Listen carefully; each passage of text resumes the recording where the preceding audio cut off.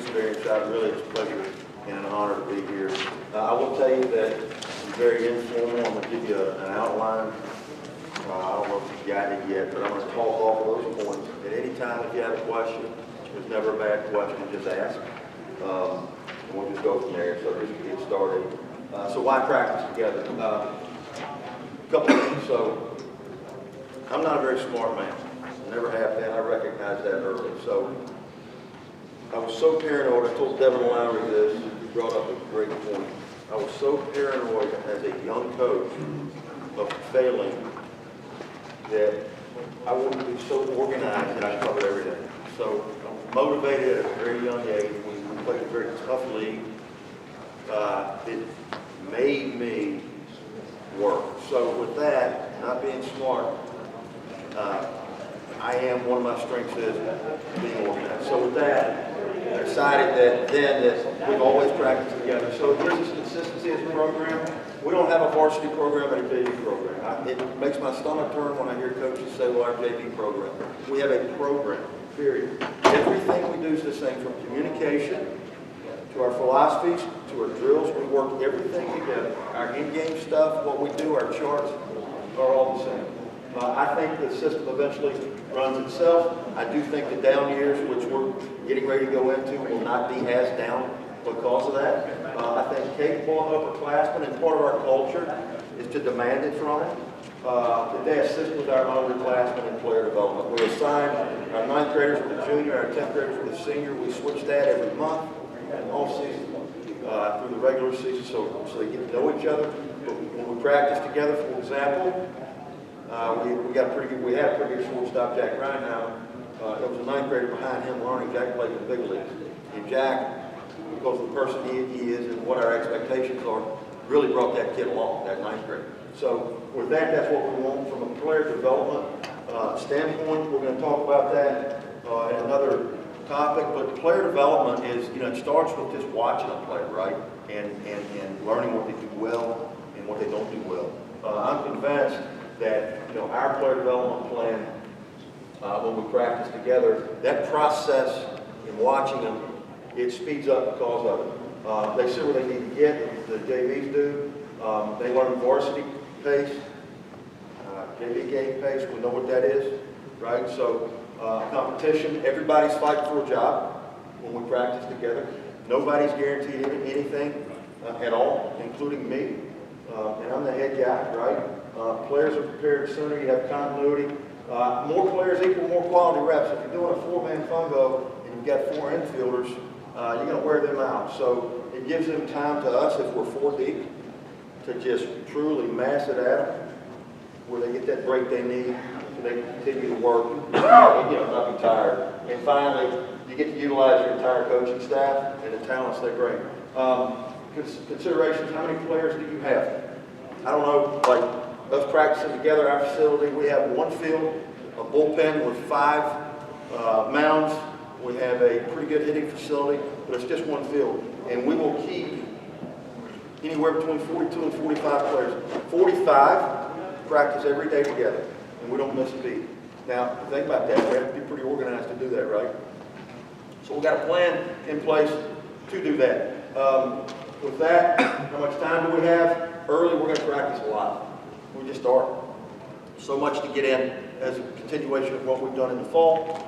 We're going to practice a lot late in the year when we're preparing for the playoffs. If we're still going along, then it's going to be a short playoff time.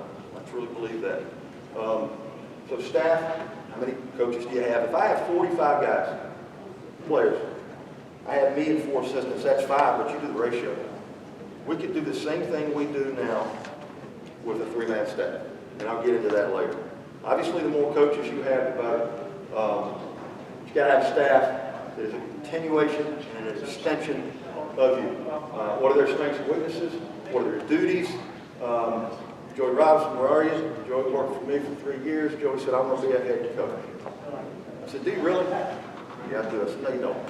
Yeah, I do. So in 3 years, he learned every bit of what it takes to be a head coach, right? And I appreciated him for that. But his duties were endless, that's my point. He did everything, and he did it very well. Equipment considerations, right? Tees, nets, balls, all that. Space, can we get creative? Do we have a bad weather plan in place? And finally, what is our focus and what are our needs? All that is considered for every practice you have. So we're going to plan ahead. Position coaches' feedback. What do we need? You got to empower your assistants. You got to mean it. If you're in a first and third situation and it's your assistant coach's job to call the defense, let him do it. Period. Empower him. Ask for their feedback. We communicate after every practice, never during practice. Practice has got to be like that, guys. Okay, we're going to talk about transitions and why they're important. We think we can beat people just from a 3 to 6 practice. We can get more done than other people because our transitions are timed and they're really efficient. So we time every transition. And we make up time, and in a year's time, we think we get 3 more days on the field than everybody else because we're better at our transitions. Personnel, what are our depth charts, game scenarios? We practice based on that. We're going to establish daily and weekly objectives. We're going to always practice for success. We're going to implement and modify as needed. Yes, I will change when I need to. Some other goals. We want to get better as a team. Chemistry is paramount for us. We have a daily focus that we give them most days. We want them to understand the plan.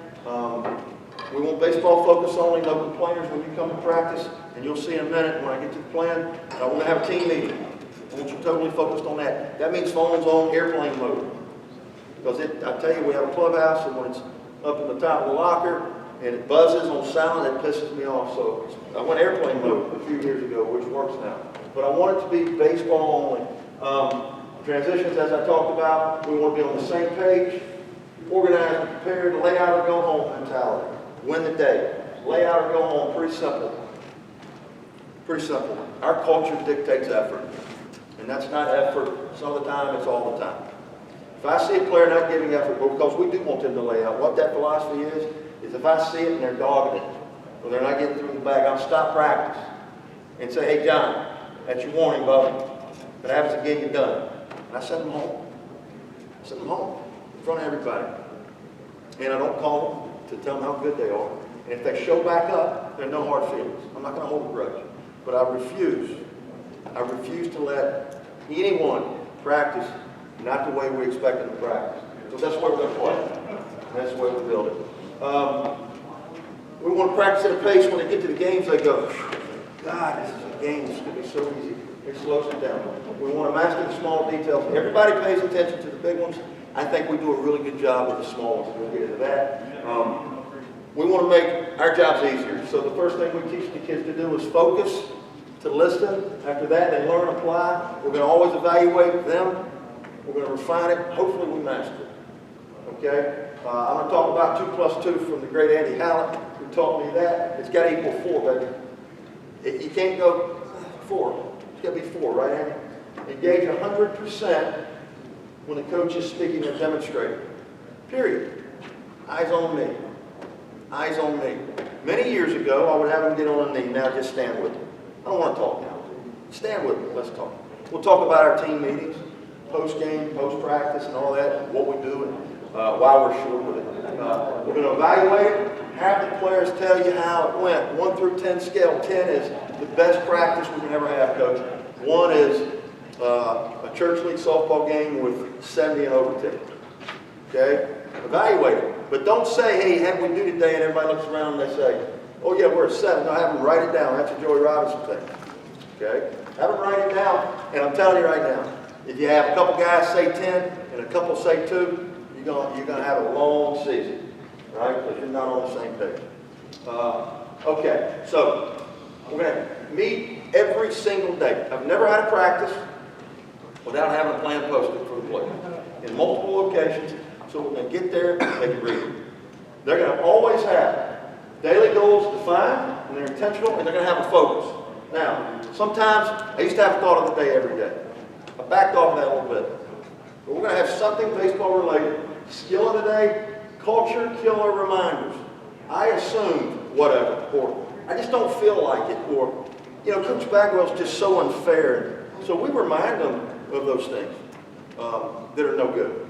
We're going to do a post-game summary, Pre-game opponent scouting report, etc. That meeting usually lasts 10 minutes. It's every single day to set the tone. Every single day, phones off, ready to go. I've never prepared for practice and not gone over the plan. Now, at post-practice, we're gonna meet every day, okay? So this is before we pick the balls, break down the big bubba, right? Put the L screen up, clean up, right? We all know, we do more, I mean, we all know what that is, right? Last pitch, last hit, boom, they're on me. They're on me, and max 2 minutes. And that's it. Highlights, lowlights. For practice, I go around and take notes. Okay? I've got a simple template. Tempo, good or bad, right? How many reminders did it take to get them to pick it up? Or were they doing it on their own? How do we do with our offensive stuff? How do we do with our defensive stuff? Team offense, team defense, real simple. And I just kind of jot notes, and I'll go really highlight only, lowlights, but we're going to discuss it tomorrow. 2 minutes, that's it. 2 minutes, no more. Usually less. Position meetings, they go with their individual coach, 2 minutes max. So it's typically really 3 minutes post-practice. When that's done, what you do is done. Dismiss or extra. Coach, I want extra. Yeah, that's fine. I hope. We'll give you ground balls. We'll get the fun going out and give you fly balls, cage. Right? Whatever. We hope so. But that is every day. Pre-practice, post-practice. Okay. Now this is really, I went fast there, but I wanted to give time to kind of go through. So what I did, I just picked a random practice and did. Changed a few names on it, but this was a practice that we created. So I used to have a template where I would just fill in, and I still do that a little bit, but I thought I had too much on it. It was hard to read, so I simplified it a little bit, really for the players. But so for practice, first of all, know that my staff is required, okay, to obviously know what the plan is. Now, we're going to talk about it as a staff, and we'll talk about empowering the coaches, right? Well, what do we need as a team? And so part of the plan is based on what they think we need to work on. So, for example, my infield coach, we're working, we're struggling really, really bad. We're sitting back on balls. Okay, so we're going to put in this plan tomorrow, our stuff, for getting through balls, whatever that may be. So they feedback, now you're empowering them because you put it in the plan. So at any rate, this plan here was based on feedback from my staff, guaranteed, talk to the players, and everything put together. So there we go. There's our team meeting. We start to set up the facility right then. So our pitchers work together. Now you can't see it all. But so imagine this. 45 players. We have all pitchers in right field, JV varsity. All position players in left field. Okay? They stretch together, they work together. So pre-game day routine. Okay, this is our varsity pitcher. He's starting tomorrow. Well, our JV guy is Smith. They're working their stuff together. So you got a varsity guy with a JV guy. They're going to stretch with and flex. But then what they do is totally different than our post-game guy. Post-game. We got Carpenter that was on day 2 which was on day 4. Okay? So their workload, what they're doing, is a little bit different for each other. So all this stuff I have for you, guys. For example, what day 2 is, what day 4 is, what pregame day is. I've got that posted for them to see. I've got it in the bullpen, laminated on rings, so they can look and say, okay, Carpenter says, I'm on day 2. Yep, I'm on day 2. This is what my job is. And that's what he does during the time we have allotted for him. So up to this point, are there any questions? Simple, right? But we're on the same page. So imagine this. We've got, for this particular day, and we've communicated to our players, you're a 1-1 guy, 1-2 guy, 1-3 guy. What that means is, and I'll get into it later, but I'm just trying to give you a visualization of this. A 1-1 guy is a guy that's going to report to pitching every single day. We all have 2-way players, right? We all do. So how do you handle that guy? Well, if he's one of your top 2, he's going to go every single day to pitching. He just is, man. Your 1-2 guy is every other day, but he's got to keep up with it. If I've got 22 pitchers that come down there, okay, I want them to keep up with it. You with me? I want them to know when they're supposed to report. I will have their bullpen stuff, when they do that, how you do that. I'll get into that later. But it really, you put the onus on them. And it teaches them ownership, in my opinion. So at any rate, the 1-2 guy every other day, and the 1-3 guy is a guy that you say, you know what, I like his arm stroke. He throws it really well in the throwing program. Let's develop him. No in-game pitches this year, but let's get him once every third day. And the day he reports, it's going to be a bullpen. And we're just going to start with fastballs. And we're going to take him from there. And to me, that's how you teach depth and development. Well, okay, so he does well for you. Now you get to our practice org 2, which we're going to talk about later, our inter squads. Now you give him practice innings but live. You build him that way. So with that, the other pitchers, Coach Korn's going to give them an explanation, and I have highlighted. So right here on that particular day, we had pick-off footwork built into our throwing program. And all we do on that is we'll do a sprint, every 25 yards, a little as hard as you can back, get in that position, and get your footwork in during your throwing program while you're tired. Okay? And we'll pick it 2 more times, then they'll run again. Right? Come back, and now we're working on our, I don't know, 31 move, right? Boom, and they do that with each other. And they're warm-up and road routine. Also during that time, we're going to have a secondary sign review, what our catchers do, okay, from a sign standpoint, how we do that. We're going to give it to them while they're tired, while they're working, while they're throwing, as much as we can. Back to this. So our core routine, I've got 3 different of those. We'll change that up, right? Our running routine, we'll make it a little different for the guys. Band routine typically remains the same, but again, where you see the 1, 2, 3 stuff, day 1, 2, 3, 4, 5 pregame, all that I have posted for them. Okay, let's go to this. So handling the pitching staff, as I said. So your pitcher only guys are going to come to you every day. Your 2-way players. Okay, so what I was going to say is pitching has to take priority. It just does. That means you got to give up the throws and the loads that he's going to take when you go to team maybe, if he's your starting shortstop. Or if you're doing a team offense versus defense, you can't have that guy going in the hole and airing it out if he's throwing bullpen that day. But to me and us, pitcher's going to take that priority. Okay, he doesn't really need to air that ball out. So we'll have him eat that in practice. Okay, if he's a center fielder or an outfielder, there's a ball hit him in the outfield, he's going to eat it and flip it in. And our guys know that. Projects, we got that, 1, 1, 1, 2, 1, 3 guys. Good there. Okay, so this is just what I give to Coach Korn, our pitching coach, and this is how we manage all the guys. So this is on a sheet bigger than this. I just pulled it from, it's the same sheet, different names. Doug Norman, he was pretty good. Played for LSU. But this was for my pitching coach to monitor his game pitch count, when it was, his relief pitch count, his bullpen pitch count, when he got long. And coach always counts the total number of pitches, or every time his arm moves forward. Not pitches, but every time his arm moves forward during that particular week. So to give you an idea how to keep up with them, okay, and how much they've thrown. And also for those 1, 3 guys, you know, you'll be able to say, okay, well, you threw last Wednesday, okay, so it's Thursday, Friday, Saturday. We can't do it Sunday, right? But you were supposed to pen on Saturday. Did you pen it? It's for him to keep up. We got it written down, but we want him to come to us and say, Coach, I'm penning today. Now, if he doesn't come to us, what are we going to do? We're going to help him out, hold him, you know, take him along, and say, hey, dude, you're supposed to be bullpenning today. I've got 22 of you. Grow up, okay? All right, so continuing this. So during that time, our pitchers, so let me back up. Visualization. So the pitchers, all of our other guys are doing their throwing program, delivery focus that Coach Korn wants them to do. I just want to make sure we're on the same page. Okay?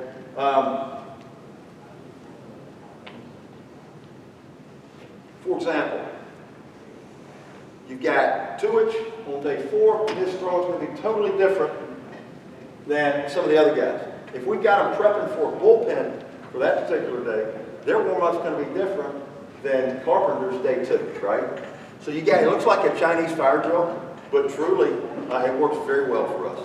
I've got my JV coach down there with the JVs generally, and my, obviously my varsity pitching coach with the varsity players. Okay. So now our position player in left field. We're going to flex together. We're going to start with base running every single day. We're going to do this every single day. Today the focus was eyes up rounding third. We're going to go to the bases. It's a 5-man routine. You've all seen it, right? So you got to run at first, run at second, run at third, 2 at home plate. When coach says secondary, go. Okay, you got to swing straight to the bag. He runs. The second line at home plate does the turn to second. Second goes to home. Home tag up, go to home. Okay. So the focus on this particular day was eyes up rounding third. So I am coaching third, and the reason I want their eyes up is to do this and get by them, or I'm running at them and doing that. So we're teaching them how to put on brakes or keep going. But we're teaching them to get through the bag with their eyes up. UCLA lanes and vaults, tempo, stealing second base. We do 3-corner dirt reads with bunts also. So on our reads there, I will tell you that Joey Robinson talked me into this. Joey started talking about it 6 years ago. Is that right, Joey? We've been doing this for a while, a couple of years. It's phenomenal. We have, and this is more of the next presentation, but you know, as far as offensively, we're going to pressure you. Okay, we've averaged 140 steals the last 3 years. We've had pretty good team speed, but that's a lot. And we'll talk about that later. But right here, we're working on just the technique of it. We say stealing second base. That was not live that particular day, but we will do it live. Okay, when the pitcher's focus is pickoffs, we'll bring the pitchers to the mound during that time and have them work. We'll live steal read. We'll time, okay, and that way we're able to judge a lot of things. You know, can we get this base? We'll have our pitchers sometimes mimic, okay, 2-count guy, and we'll do our leans and vaults off of that, but we do it live. To save the catcher's arms, we'll move them up, have them catch throw anyway to teach pace. We also, during this time, had early cage work with these players, with me, one-on-one. So, visualize this. All pitchers in right field using bullpens, bands, get some running in, doing some pig stuff, some bullpenning, whatever. Some doing med ball stuff. Looks like a Chinese fire drill. You've got a group doing a 5-man base running routine on the main field, and in the cage, I've got some guys get some early work in on certain things they need during bullpen days. Okay, we'll never throw a bullpen now without a hitter tracking it. A lot of positives out of that. Pitcher's going to see that hitter during his bullpen. Shit, he's going to see it in the game. So we're always going to give a hitter to the pitchers when they throw. Now we're lucky. We built it. I wouldn't say we're lucky, but we got a 5-mount bullpen. So you'll see our guys with 5 hitters in there. I will not waste the time of pitches without letting my dudes. I handle offense, track, okay, track. A lot of value into that. That's part of our cage lead up that we'll talk about later. But we'll never throw a bullpen without a hitter, guaranteed. That's been huge for us. So then we get water. We start our throwing routine. So we've got 3 different ways we can do that. Again, I've got all of this, men, in notes, but we have a mass throwing mix. I have 5 different ones that vary from ball in hand left field. We got position players out there in outfield, in infield. This is our warm up. So what we'll do for this throwing mix right here, let's just say for this particular day, I circled this. Everybody knows we're on the mass throwing mix. We're not going to do positional actions or long toss. I'll just mark it for them, right? Just to say, you know, we're doing these. Well, let's say one is ball in hand, literally, left fielder picks it up, hustle double down the line. He throws to the shortstop catches, throws to the second baseman at the back. Now, we're 3 deep in each position. He throws to third. Once he makes that throw, Next left fielder throws it. Okay, from third he catches, throws to home plate, throws to first, catch tag, put the ball in the bucket. And we'll run that way. Left field, we'll get through left center field, right field. And we'll involve our second baseman relaying it in. And we just, guys, I'm telling you, it's pretty impressive. There's got balls flying around. Rule is if the ball falls, don't pick it up, throw it behind you, let it go, wait for the next one. Boom. If we get through a period like that, and we'll run that consecutively for 8 to 10 minutes, so we're working on positional actions, but it's live on the field at their positions, right? One other we do here is we'll just have our outfielders separate in the gaps on their relay throws, with our middle infielders catching it and throwing to the next base, but we'll also have, again, bucket at each position. Now we've got our shortstop working on the run, but he's got the ball in hand, he's just working that. And so he's getting some positional work, but getting his arm loose at the same time. Second baseman, we may have him just, okay, it's glove side, set your feet, boom, make that throw. But again, buckets, ball in hand to work on our throwing for that particular day. Long toss is what it is, okay? I don't dictate it. Don't, not in the regular season. I played, many of you played, I used to hate it when coach said, you got to get long, you don't feel like it. It just sucked. Of course, we did it as players, right? As a coach, I don't want to be that guy. Now, I'll manage who doesn't get long enough, and I'll say, hey, you know, let's work in some long stuff, okay? Because that's probably why you're sore. So there's a fine line there, but when we do long toss, it's a suggestion.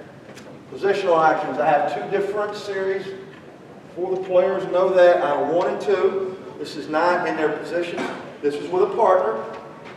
Okay, we're going to put them with, we're going to dictate who they throw with. It's the same person every day.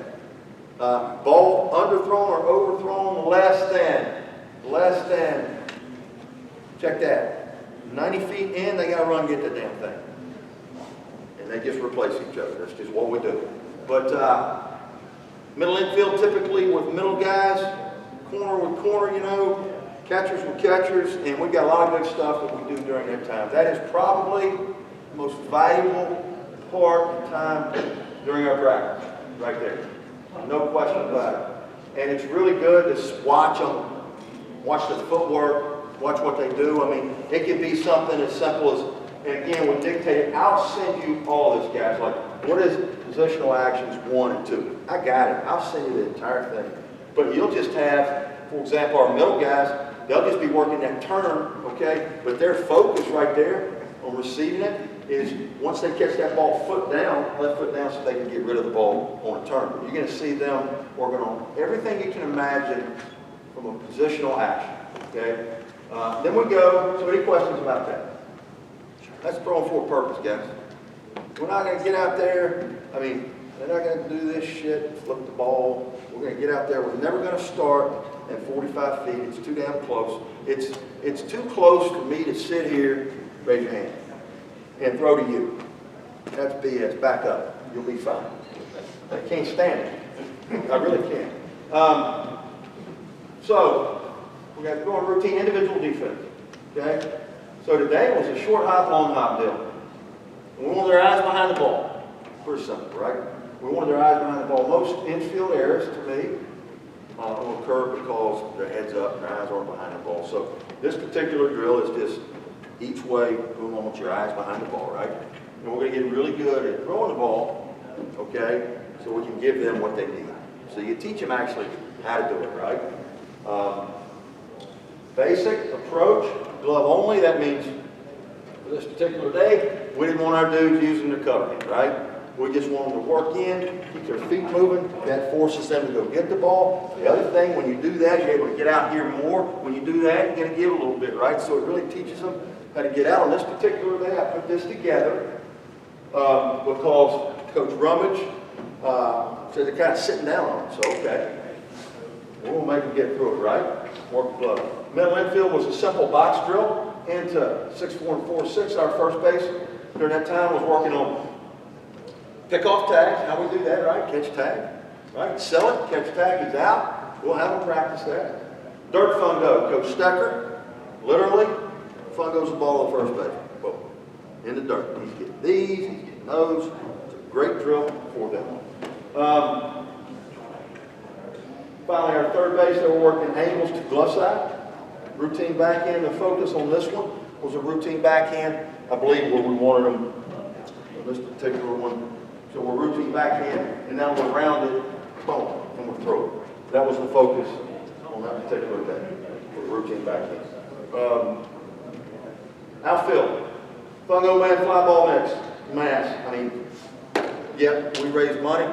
We have a Fungo man. It's really, really good, guys. Really, really good. Instead of my assistant coach, Fungo on the ball, he's literally out there changing it up. And that thing works pretty good. That's the same guy that I had Fungo to the first baseman took, right? My outfield coach, and he's still Fungo to the first base. So we can get creative with what we're doing. And then a simple two-minute communication. Catchers during this time. Varsity receiving, okay, varsity only. We have certain progressions that they've been taught exactly what they are to do.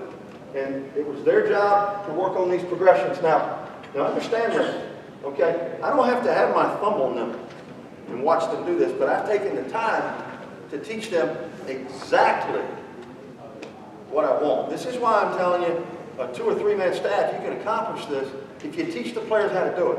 For example, does the coach have to give them a short hop and a long hop? No, you teach them how to do it though. Get them going. Catchers are going. Outfielders are going. You're managing all of it. You don't need a 5-man staff. But you got to teach them how to do it, what the expectations are, and what pace you want. You'd be surprised at how they do it. Now, how long does it take to teach them? It's not a day thing, man. It takes time. A lot of our off season is geared for that. So anyway, the catchers are doing their progressions, okay? And then we wanted them to catch bullpens. During their bullpens with our pitchers that were throwing that particular day, okay?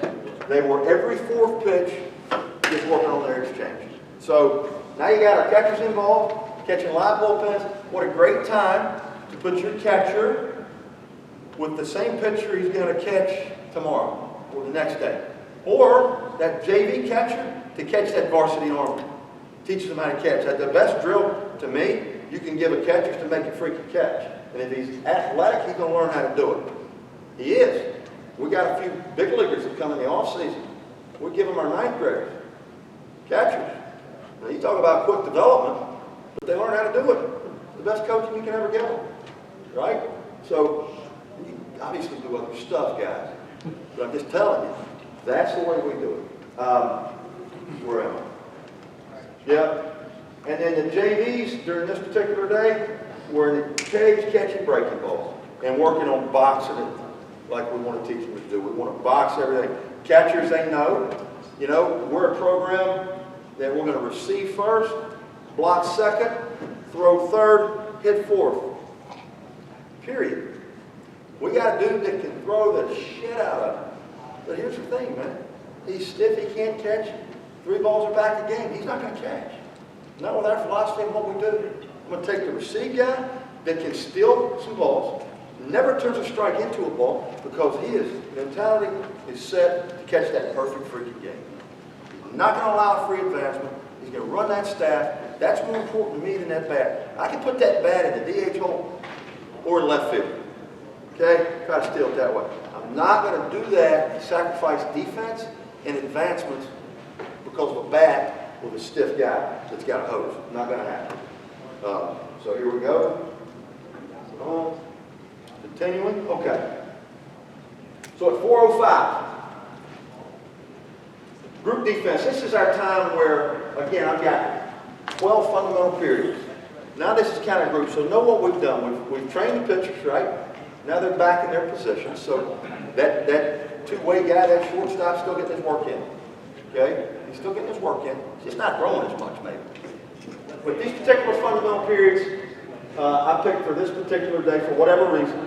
But we had our infielders and outfielders in a 3-triangle fly ball communication using tennis balls. Pretty simple, man. All infielders out. So you got 3 triangles. Second base, first base, right field. Middle infield, center field.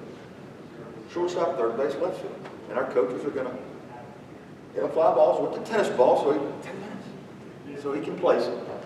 Okay? Really? Okay. 10 minutes is what I have. So anyway, during that time, we're working on our communication system. I don't care if they catch it. I want to hear them communicate. Now, our system's pretty simple in what we do and how we do it. In that system, okay, the outfield is in charge of it. The infield's not going to say anything. Hear me out. Early, the outfielder says, take it. If he can't get it, now the infielder knows he can lay out. If he's got it early, he says ball. Infielder peels off. I don't want them both talking. Our catcher, corner infield. Okay? Our catcher, corner infield. Corner's in charge of it. First base. If he's got it, call ball. Catcher, you don't have to go for it. The only thing you're doing now is to make sure he doesn't hit the fence. Okay, now, if he can't get it early, take it.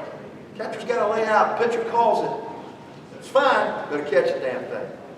You're 100%. You call it, it's your ball. Anytime a pitcher can override anybody, you better catch it. Okay? But anyway, we're working on that particular day. We also had our catchers and pitchers working 1, 2, 3 double play mechanics. Know that these periods are quick hitters. Quick hitters. Real fast. Boom. Like I think I did this maybe for 3 minutes. Maybe. Okay? We had Fundy 6.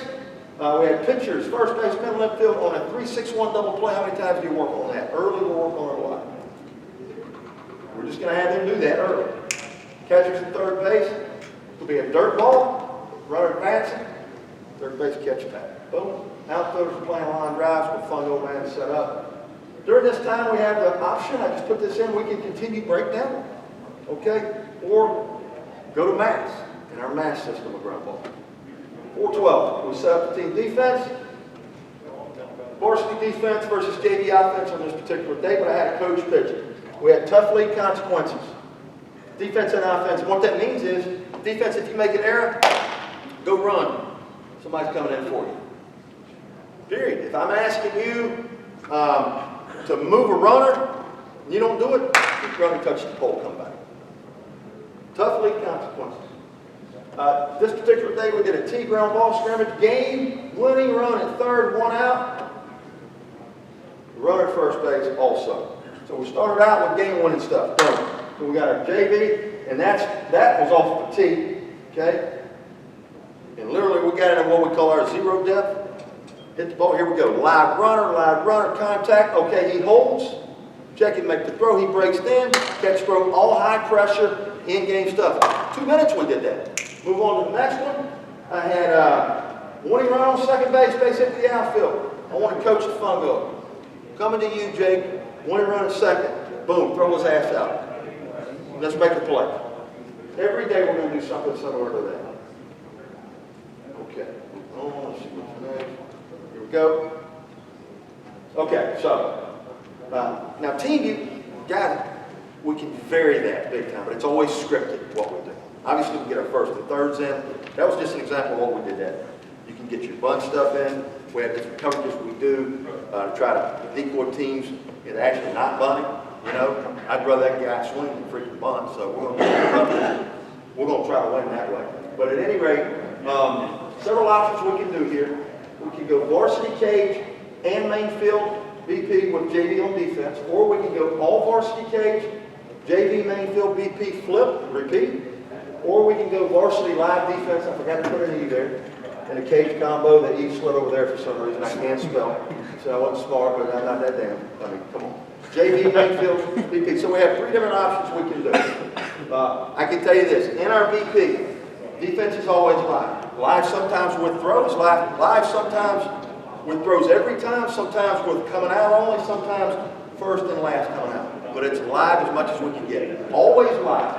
During that time, okay, hear me out. Coach Rummage did a modified BP with the young guys, right? Probably gave them a round or 2, was real slow with them. Varsity did our cage. I had group 1 and 2, outside the cage first, outside the cage, we did fence drill, individual routine, pitch recognition, with the coach and sign. So it's pretty simple. My POs right here, I'm going to divide them in groups. My POs are going to go wind up, and stretch from right and left side. I want our guys to find me, imaginary coach there. Breathe, step in, tap, tap, large to small movement. Pitcher starts, they take a hack, boom. They step out, find me again, imaginary me, go through it again. We'll get the pitchers to vary tempo during that time. We'll get them to go to slide step. We try to disrupt their timing, although we're not throwing a ball. We also want them to try to tell us what it is. Fastball, changeup, breaking ball. While that's going on, or after that, we go bunt. Today, it was sack only, man. We got the plate set up, set the barrel at the top of the zone. Don't raise the freaking barrel. Take it. Okay, that was the focus. Front foot positioning. You can't open up. To me, it's sack. Close down on the front foot. Move up on the plate so you don't have to reach and lean and pitch away. That was the focus for that particular day. Inside the cage, they were getting some individual tee work done, specific to need. I told each of them what I wanted them to do. I'm not going to have a systematic plan where everybody is hitting off the tee the same way. I may have somebody doing a away tee. I may have a high tee. It's what they need. It's set up and prescribed for them, not as systematic as what a typical practice would look like. But here, in front toss, we're going to hunt a side. I don't know. I played. I didn't know what the hell I was doing, but I didn't look the whole plate. I looked one side or the other. I'm going to have them hunt one side or the other. And in front toss, we're going to teach our front tossers how to toss the ball correctly. Okay? And we're going to have them pick a side. Now, and what I want there, I'm going to look at the takes. If I'm hunting middle away, and I get it in, I'm going to take it. It's teaching them plate awareness. Now, here's the other deal. If I'm looking middle to end, which we'll do a lot, okay, and I get it, and it's hard or soft, let's go. Let's go, baby. That's where we were looking, right there. Middle machine, we did that particular day a 60-50-40 concept, okay, or 40-50-60. I'll reverse that 40 feet, machine, that's 3 hacks, back to 50, 3 hacks, same velocity, 60 feet, we have four hacks here, boom, same velocity. Slows it down pretty well. How much time is that? Okay. Varsity goes main field then, and I know I'm going fast, guys, I want to get it in. David reports the cage. David repeats our plan with Coach Rummage and Coach Blywise. Okay, so group 1 and 2 are going to finish on coming out round. So that's live on that day. But drop, here we go, live. Finish it. Group 3 was going to hit, group 4 was going to run bases. Our rounds were this: hit, run, runner on seconds, moving, runner on third, scoring, repeat round 3 for round 4. Guys, we have not done a gap-to-gap round at Archer Kell in 3 years. Now, what we're going to work really hard on is moving that dude. We're going to work hard on hit and run, and we're going to work mostly on scoring that dude from third, because that's what the game's about. Getting them there and learning how to score. And during that time, we're going to get our bunt stuff in, our communication in, how we do it live. We're going to do that, guys. We're going to make them do it in practice, because that's our philosophy. We're not going to sit back and count when somebody hit a home run. Now, one thing we will do, we did that today, it's called target, okay? Target practice. Hit that backside 350. If you got an athlete, at some point he's going to figure it out. Athletically, he's going to figure out how to do that on his own. That's big for us. Another thing we do that's big for us is tee work. We're hitting to the shortstop right after hitting. So I finish a round right here of hit and run. I come out, and hit the ball to shortstop until that hitter comes out and go back around. So they go straight from main field hitting straight to hitting off the tee. Now, you want to talk about a dude, folks. You watch them early. They're going to struggle at it. Roll over. They can't hit the ball to them. Hit the bottom of the tee, but it forces them, okay, to groove their swing, to get through the ball, hopefully get some backspin. We love it when they hit it over the shortstop or second base to hit it. But they learn how to do it. And to me, it's great feedback. If you had a bad round, you come out, hey, now I'm on the tee. Let me work. Outfield, this particular day, played shallow. Infield, our third base was at our 0 and 1 depths. All others, we wanted to finish the first on every ball hit to them. Yes, it was competitive. On this particular day, winners had no clubhouse duty, right? Variations could include live defense, finish to play every swing. You're not going to get as many swings. I don't care. Doesn't matter to me. Okay? Does not matter to me. It's more important for me to get live stuff and focus on that one swing than it is to let them take 6 gaps where they're pulling off of it, hooking the ball, and doing all the things we don't want them to do. All base runners at third base with one out. Coach signs. There we work on safety, suicide, all the stuff we do, how we do it. I'm literally giving a sign. That can also be competitive. Yeah. That's our practice 2. Real quick. Our practice 2 is our live stuff. So today on offense, we were going to, pitchers were starting. I think we started 0-0. The focus was aggressive early when we wanted them to hunt the 90. Which side are you hunting? 90 means fastball. 70, 80 means off speed. We're going to take it early. Okay, we got a guy that we're going to face him. Okay, you get one of your whoever that needs to throw, you throw it live.